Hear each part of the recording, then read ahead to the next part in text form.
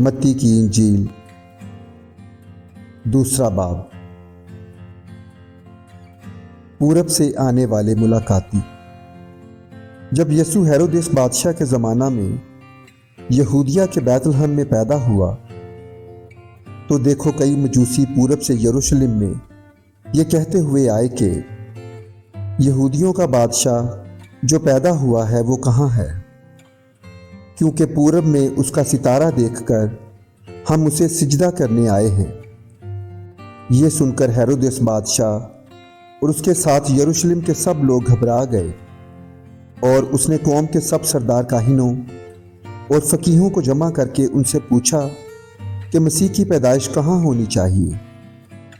انہوں نے اس سے کہا، یہودیہ کے بیت لحم میں، کیونکہ نبی کی معرفت یوں لکھا گیا ہے کہ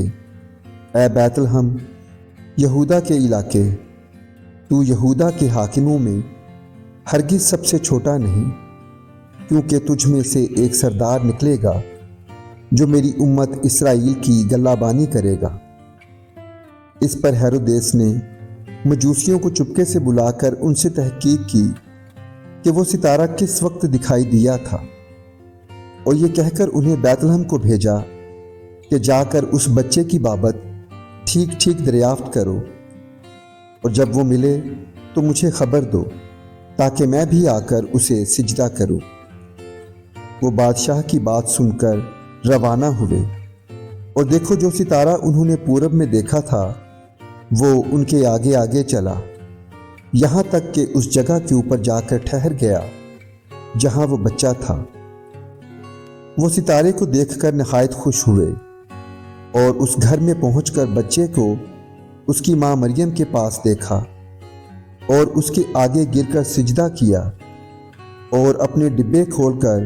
سونا اور لبان اور مر اس کو نظر کیا، اور ہیرودیس کے پاس پھر نہ جانے کی ہدایت خواب میں پا کر دوسری راہ سے اپنے ملک کو روانہ ہوئے۔ مصر کو بھاگ جانا۔ جب وہ روانہ ہو گئے تو دیکھو خداوند کے فرشتہ نے یوسف کو خواب میں دکھائی دے کر کہا، اٹھ، بچے اور اس کی ماں کو ساتھ لے کر مصر کو بھاگ جا، اور جب تک کہ میں تجھ سے نہ کہوں وہیں رہنا، کیونکہ ہیرودیس اس بچے کو تلاش کرنے کو ہے تاکہ اسے ہلاک کرے۔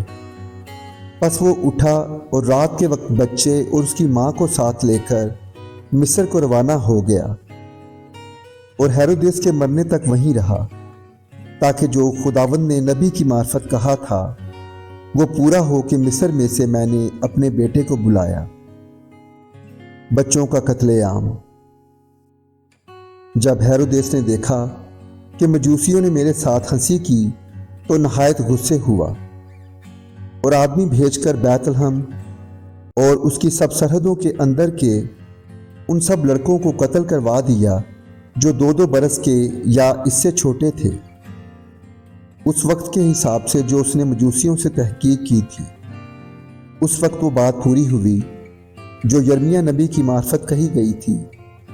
کہ راما میں آواز سنائی دی، رونا اور بڑا ماتم، راخیل اپنے بچوں کو رو رہی ہے اور تسلی قبول نہیں کرتی، اس لیے کہ وہ نہیں ہیں۔ مصر سے واپسی۔ جب ہیرودیس مر گیا تو خداوند کے فرشتہ نے مصر میں یوسف کو خواب میں دکھائی دے کر کہا کہ اٹھ، اس بچے اور اس کی ماں کو لے کر اسرائیل کے ملک میں چلا جا، کیونکہ جو بچے کی جان کے خواہاں تھے وہ مر گئے۔ پس وہ اٹھا اور بچے اور اس کی ماں کو ساتھ لے کر اسرائیل کے ملک میں آ گیا،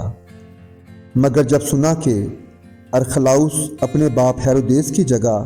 یہودیہ میں بادشاہی کرتا ہے تو وہاں جانے سے ڈرا، اور خواب میں ہدایت پا کر گلیل کے علاقہ کو روانہ ہو گیا، اور ناصرت نام ایک شہر میں جا بسا، تاکہ جو نبیوں کی معرفت کہا گیا تھا وہ پورا ہو کہ وہ ناصری کہلائے گا۔